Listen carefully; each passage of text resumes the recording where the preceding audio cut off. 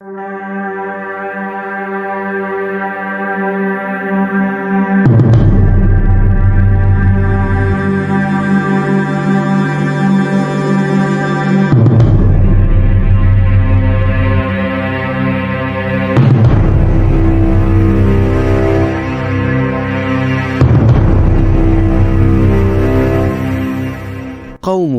عرفوا بشرهم وذو بأس شديد ينشرون الفساد في الأرض، وهم علامة من علامة الساعة الكبرى. قوم يسفكون الدماء ويقتلون بدم بارد، يسمونهم بيأجوج ومأجوج. إن قوم يأجوج ومأجوج يشكلون كابوسا دمويا يخشاه العالم، يعود عمره إلى عمر الأرض الأول قبل الطوفان العظيم.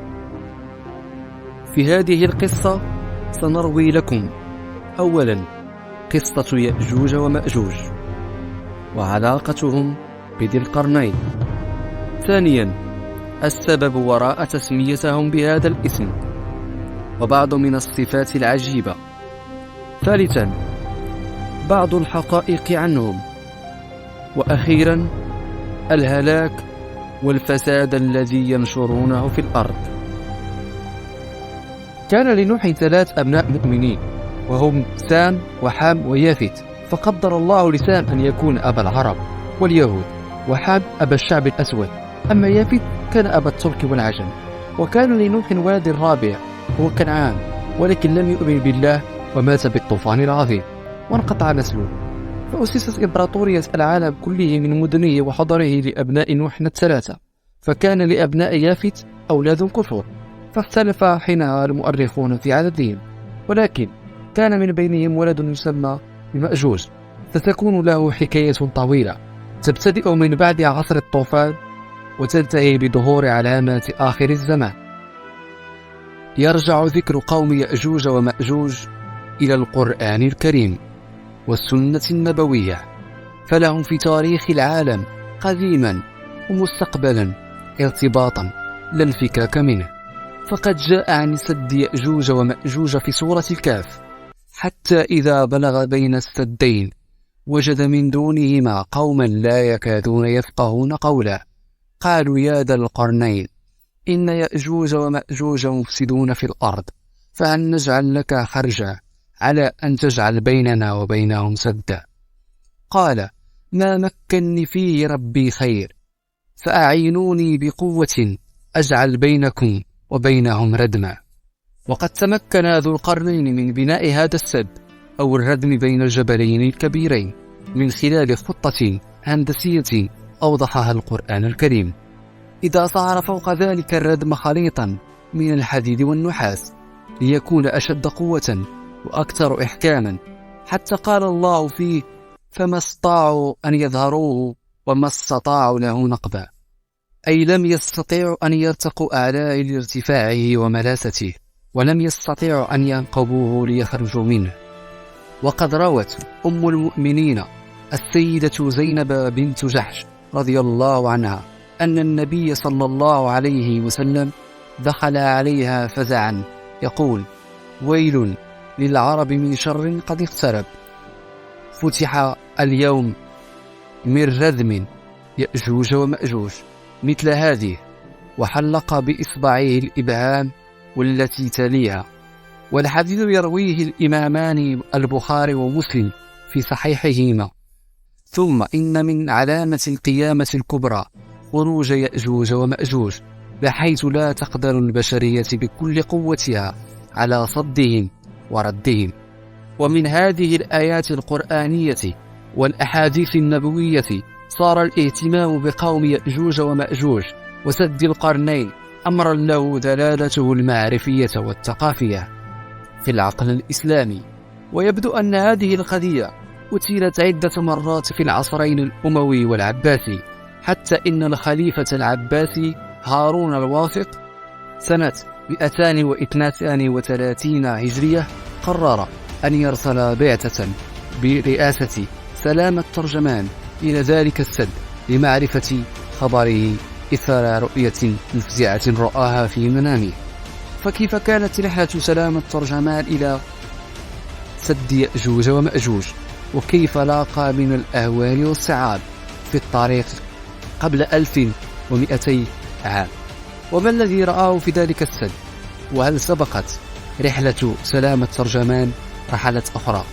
ذلك ما سنراه في قضيتنا اليوم. هناك مجموعة من المحاولات السابقة على رحلة سلام. جاء في مسند الإمام أحمد بن حنبل بسنده عن أبي هريرة رضي الله عنه عن رسول الله صلى الله عليه وسلم قال: إن يأجوج ومأجوج ليحفرون السد كل يوم حتى إذ كادوا يرون شعاع الشمس. قال الذي عليهم: ارجعوا فستحفرونه غدا، فيعودون إليه كأشد ما كان، حتى إذا بلغت مدتهم وأراد الله أن يبعثهم على الناس حفروا حتى إذا كادوا يرون شعاع الشمس.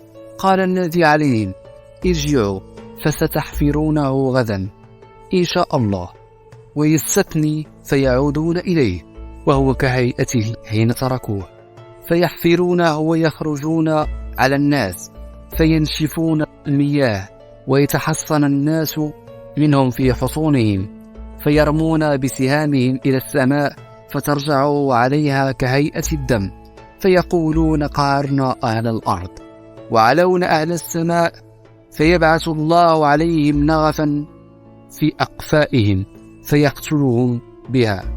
فقال رسول الله صلى الله عليه وسلم: والذي نفس محمد بيده إن دواب الأرض لتثمن وتشكر شكرا من لحومهم ودمائهم. ثانيا، السبب وراء تسميتهم بهذا الاسم.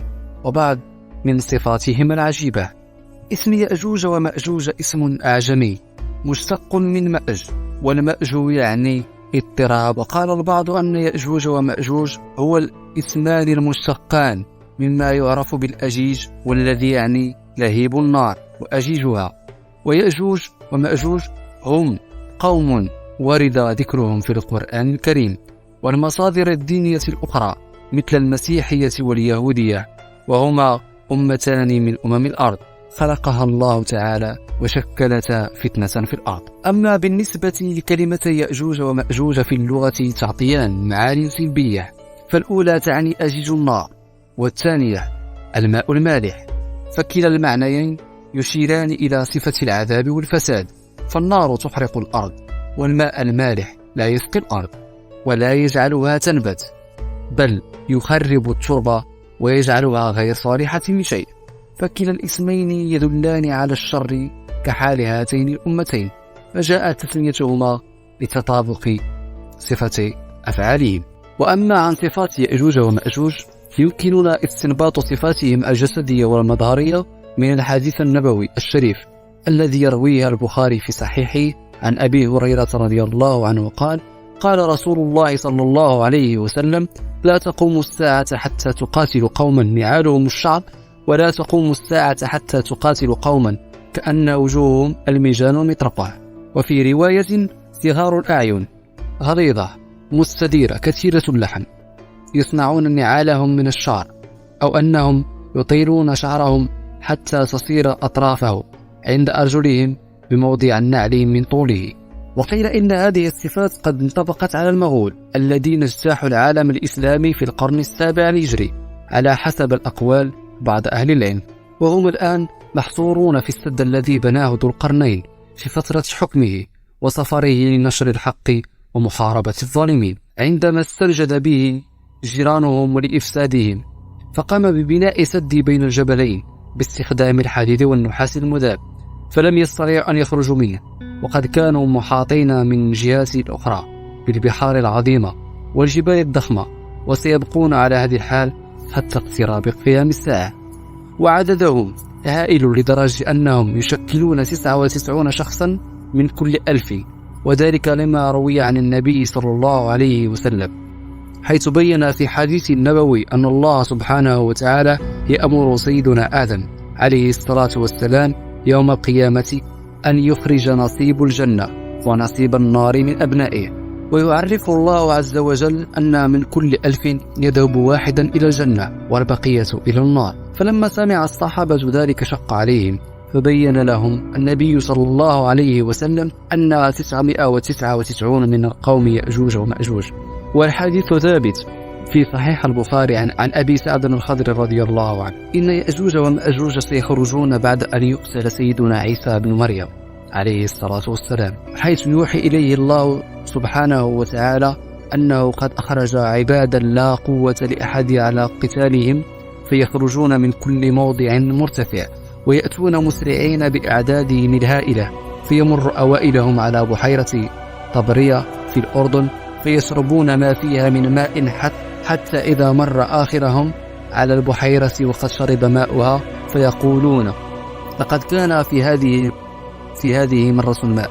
ثم يسيرون حتى يصلون إلى جبل بيت المقدس فيقولون: لقد قتلنا من في الأرض، هلم فنقتل من في السماء. فيرمون سهامهم إلى السماء فيردها عليهم الله سبحانه وتعالى وقد تخضبت بالدم فتنة لهم. وينحصر سيدنا عيسى عليه الصلاة والسلام بأصحابه في جبل الطور، ويضيق عليهم الحال، فيبتهل عيسى عليه الصلاة والسلام وأصحابه إلى الله تعالى أن يهلك يأجوج ومأجوج، فيهلكهم بقدرته عز وجل. كما اختلفوا الناس في أصنافهم وأقوالهم، اختلفوا الناس كذلك في هيئاتهم وصفاتهم، فعلى أقوالهم 3. قول ينسب إلى كعب الأخبر رحمه الله قال على أنهم 3 أصناف: صنف ضخام كشجر الأرز، وصنف منهم 4 أذرع في 4 أذرع، وصنف قال عنهم كعب أنهم يفترشون أذنا ويلتحفون الأخرى. أما القول الثاني فهو ينسب إلى بني عباس رضي الله عنهما، ولا أظن أن السند إليه يصح، وهو أنه قال إنهم على 3 أصناف: صنف شبر، وصنف شبران أطولهم 3 أشبار، ولهم مخالب وأنياب، ولهم شعور تقيهم الحر والبرد. أما إذا قلنا أنهم إلى نسل يافث بن نوح فهم في طبيعة الخلقة مثلهم مثلنا، وهذا هو الحق. وابن كثير رحمه الله رد على الكثير من هذه الأقوال وقال أنه لا يوجد أثرة من علم على ما قالوه. ورد عن النبي صلى الله عليه وسلم أن خلق آدم وطوله في السماء 60 ذراعا، فلم يزل الخلق ينقص حتى الآن. قام يأجوج ومأجوج بحربهم الأولى خلف أراضي الجبال ضد القرى والأراضي المجاورة، فلم يستطع أحد منهم من إيقاف زحفهم أو الوقوف في وجه كيدهم، حتى باتوا شرا مستطيرا وتهديدا كبيرا، لا يرون بشرا ولا وحشا ولا دبة أو شيء له روح إلا واعتدوا عليه.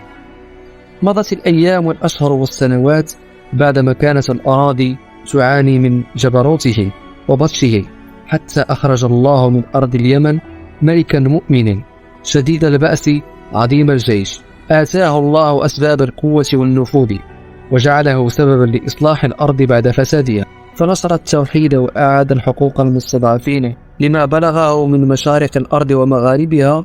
فصار الملك العابر في الأرض يجر خلفه جيشا كبيرا، واتجه إلى أصقاع الأرض محاربا للظلم، وهي أرض لا تحجب الشمس عنها، يفصلها عن باقي الأرض سد عظيم، بينهم ممر أشبه بأن يكون جبلين متقابلين، فوجد بينهما قوما بريون بسطاء، فعندما شعر القوم بقوة ذو القرنين وعدله أخبروه عن يأجوج ومأجوج، وراء هذين الجبلين الذي يخرج منه هذا القوم عن طريق ممر طويل ووحيد لا ممر له للخروج. فعرضوا على ذو القرنين مبلغا من المال شريطة أن يبني بينهم وبين يأجوج ومأجوج سدا يمنعهم عنهم ويحميهم من شرهم، إلا أن الملك العادل أثنى على الله الفضل لما أتاه من المال والنفوذ، ورفض عرضهم من المال، فعاشوا في منطقة شرق آسيا واستمروا بالتكاثر هناك جيلا بعد جيل، إلى أن وصلنا إلى سنة 1906 ميلادية، السنة التي تأسس فيها بالضبط الإمبراطورية المغولية على جنكيز خان، والذي يرجع نسبه المباشر إلى يأجوج بن يافث بن نوح عليه السلام. وهذه الإمبراطورية تعتبر أكبر إمبراطورية على مر التاريخ من حيث الكتلة والضخامة، فكانوا يعرفون شيئا واحدا وهو سفك الدماء، لا يتكلمون إلا بالسيوف والرماح. فاستمر وضعهم هكذا إلى أن مات جنكيز خان، ورثه في حكمه حفيده ولاكو. فطبعا استمر هذا الأخير على نهج أسلافه في القتل والإبادة حتى إذا يبلغ من مات على يده ما يقارب 10 ملايين، فأصبحوا أكبر وأسرع جيش جرار في التاريخ. ولقد جمع هذا الجيش تحت مظلته المغول والتتار الذي تنحدر أصوله من الترك. ولقد ذكر ابن كثير سبب تسميتهم بالترك في الأساس راجعا إلى زمن بناء ذو القرنين ذلك السد. فكما قلنا عندما بني السد على يأجوج ومأجوج بقيت طائفة منهم تركوا من ورائه، لهذا قيل لهم الترك.